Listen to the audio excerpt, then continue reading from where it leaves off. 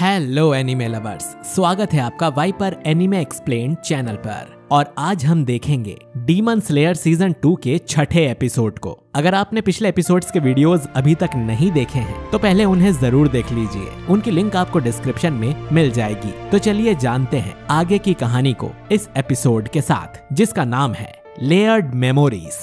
Last episode में उजुई को उसकी दोनों वाइफ्स माकियो और सुमा भी मिल जाती हैं, और वहीं दूसरी तरफ तांजीरो और डाकी की फाइट चल रही होती है। लेकिन तांजीरो अब धीरे धीरे कमजोर पड़ने लगता है। उसे डाकी का ओपनिंग थ्रेड दिख जाता है, मगर वो टूट जाता है और डाकी उसे जोर से धक्का दे देती है, जिससे तांजीरो दूर जाकर गिरता है। डाकी फिर उसे खत्म करने उसके पास आ ही जाती है, मगर तांजीरो जंप करके बच जाता है। तांजीरो फिर जैसे तैसे डाकी के अटैक्स रोकता है और सोचता है कि वो एक अपर रैंक डीमन को खत्म कर सकता है। डाकी को अब गुस्सा आ चुका होता है। वो आगे आती है और अपने रिबन्स से हर एक सेकंड में तांजीरो पर अटैक करती जाती है। इतने में कुछ रिबन्स जमीन में से निकल कर आते हैं और डाकी की बॉडी के अंदर जाने लगते हैं। तांजीरो ये देखकर शॉक हो जाता है कि ये क्या हो रहा है, पर उसे समझ आता है कि शायद ये वो रिबन्स हैं जो डाकी की बॉडी से निकले थे, मगर अब वो उसमें वापस जा रहे हैं। तांजीरो डाकी पर अटैक करने आता है और इतने में डाकी गायब हो जाती है। तांजीरो को फिर उसकी आवाज छत पर से आती है। डाकी का रूप बदल रहा होता है और वो कहती है कि वो सही थी, एक हाशिरा यहाँ आ चुका है और वो सोच भी नहीं सकती कि मास्टर कितने खुश होंगे।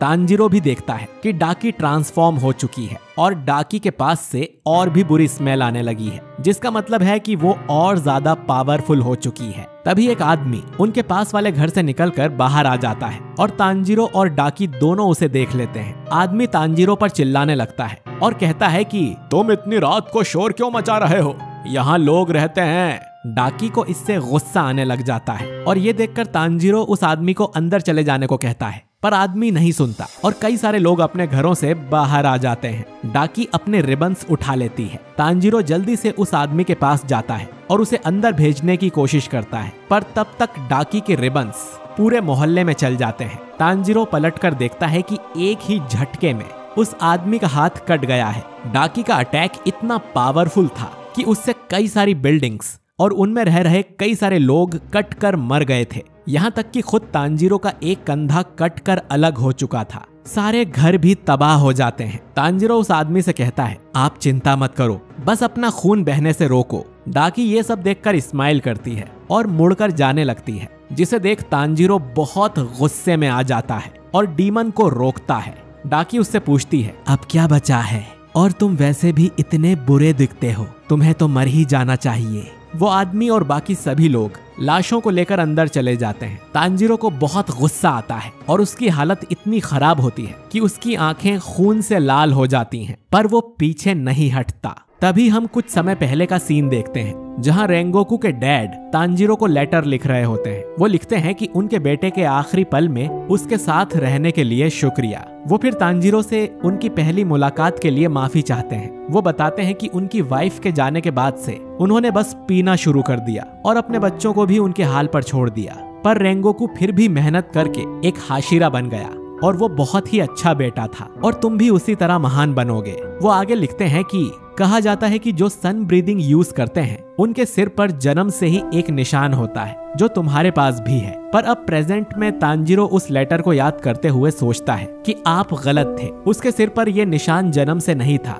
बल्कि एक दिन अपने छोटे भाई को जलने से बचाने पर उसे यह निशान मिला था। उसके डैड के सिर पर ऐसा निशान था जो कि बचपन से था, पर मेरे साथ ऐसा नहीं है, जिसका मतलब मैं महान बनने के लिए नहीं बना हूँ। तांजीरो फिर अभी की रियलिटी देखता है और वो सोचता है कि यहाँ ऐसे ही लोग हैं जो इंसानों को बिना सोचे मार देते हैं और बिना दुख के आगे बढ़ जाते हैं। डाकी वहाँ से जा रही होती है, पर इतने में तांजीरो उसे पीछे से आकर पकड़कर खींचता है और उसकी गर्दन पर तलवार चला देता है, पर डाकी दोबारा बच जाती है, पर तांजीरो उसकी टांग काट लेता है। तांजीरो डाकी से कहता है कि ये लोग तुम्हारी तरह वापस ठीक नहीं हो सकते हैं, तो इन कमजोरों को क्यों मारती हो। डाकी सोचती है कि उसने यही शब्द पहले भी सुने हैं और उसके दिमाग में एक आदमी आ जाता है जो बिल्कुल इसी तरह की बातें करता है कि तुम्हें मासूमों को मारने में क्या मजा मिलता है। डाकी को पता नहीं होता कि ये कौन है, मगर तांजीरो और उस आदमी की बातें बिल्कुल सेम होती हैं। डाकी को फिर समझ आता है कि ये उसकी नहीं बल्कि मुजान की मेमोरीज है। और उसमें वो आदमी तलवार लेकर मुजान के पास आ रहा होता है। वहीं दूसरी तरफ इनोसुके उजुई पर चिल्लाता है कि वो रिबन तुम्हारी आंखों के सामने से होल में से चली गई, पर तुमने कुछ नहीं किया। पर उजुई उल्टा उस पर चिल्लाकर कहता है, मैंने सबको बचाया है और तुम्हें मेरी पूजा करनी चाहिए। इतने में माकियो आकर कहती है कि उन्हें रिबन को रोकना होगा, वरना वो और भी खून बहाएगी। और ये सुनते ही उजुई भी उन्हीं होल्स में से जेनित्सु और इनोसुके को लेकर बाहर आ जाता है। तीनों छत पर भागते हुए डीमन को ढूंढने लग जाते हैं। यहाँ तांजीरो डाकी से कहता है, कभी तुम भी इंसान थी तो फिर तुम दूसरों को कैसे मार सकती हो। पर डाकी गुस्से में कहती है कि उसे अपनी इंसानी जिंदगी के बारे में कुछ भी याद नहीं है और वो डीमन बनकर ही खुश है। डीमन बूढ़े नहीं होते, उन्हें खाने के लिए पैसे नहीं चाहिए, न ही वो बीमार होते हैं और न ही मरते हैं। हमें किसी चीज का डर नहीं है। और इसी टाइम हमें एक घर में एक बच्ची दिखाई देती है जो अकेली बैठी है। फिर उसकी मॉम की बीमारी से डेथ हो जाती है और वो बच्ची उनके पास बैठकर रोती रहती है। डाकी फिर कहती है कि उसके जैसे खूबसूरत डीमन जो चाहे कर सकते हैं। डाकी अब अपना ब्लड डीमन आर्ट का 8 लेयर्ड ओबी स्लैश यूज करती है। इसमें उसके रिबन्स क्रिस क्रॉस बन जाते हैं और आसमान से तांजीरो के ऊपर गिरने वाले होते हैं, जिससे तांजीरो मर जाए। अटैक ऐसा होता है कि तांजीरो चाहता तो कभी भाग भी नहीं सकता था और उसके पास बचने का कोई रास्ता भी नहीं बचा था। डाकी खुश हो जाती है कि अब तांजीरो और उसकी तलवार के टुकड़े टुकड़े हो जाएंगे। पर इतने में तांजीरो अपनी तलवार उठाता है और बहुत तेज तलवार घुमाकर हिनोकामी कागुरा का बर्निंग बोन्स समर सन यूज करता है। इससे डाकी के रिबन्स जल जाते हैं और इसकी वजह से उन्हें डाकी रीजनरेट भी नहीं कर पाती। तांजीरो लगातार डाकी की रिबन्स को काटता जा रहा था। डाकी कहती है कि उसकी उंगलियां कांपने लगी हैं और सोचती है कि ये डर उसे नहीं बल्कि मुजान को है। वो सोचती है कि तांजीरो अचानक पहले से इतना तेज कैसे हो गया है और क्या इसे दर्द नहीं हो रहा, क्या ये सच में इंसान है। और डाकी जंप करके थोड़ा दूर दूसरी बिल्डिंग पर चली जाती है। तांजीरो उसके पास आ जाता है और डाकी की गर्दन इस बार सच में काट देता है। पर अचानक वो देखता है कि डाकी की गर्दन भी रिबन से बनी है, लेकिन वो इतनी सॉफ्ट होती है कि तांजीरो की तलवार उसे बाकी रिबन्स जैसे काट ही नहीं पाती है और डाकी बच जाती है। डाकी उसे खुद से दूर कर देती है और रिबन से अटैक करती है। तांजीरो भी देखता है कि रिबन्स उस तक आ रहे हैं और किसी रीजन की वजह से उसे वो रिबन्स काफी धीरे आते दिखाई देते हैं, जिससे वो हर रिबन से बचकर उन्हें काटता जाता है। और डाकी को समझ नहीं आता कि ऐसा कैसे हो रहा है, क्योंकि वो अपनी पूरी ताकत लगा रही होती है। डाकी इतने में देखती है कि तांजीरो ने उसकी सारी बेल्ट्स को एक जगह इकट्ठा कर लिया है और अब उन्हें काटने की कोशिश कर रहा है। उसे लगता है कि तांजीरो ऐसा नहीं कर पाएगा, मगर तांजीरो बहुत ही हिम्मत से सभी रिबन्स काट देता है। डाकी शॉक्ड हो जाती है। तांजीरो फिर डाकी की गर्दन मोड़ने से पहले ही उसके पास आ जाता है और अपनी तलवार घुमाता है। पर डाकी की गर्दन टच होने के पहले ही तांजीरो को अपने छोटे भाई की आवाज आती है, जो कहता है कि भैया प्लीज सांस लो।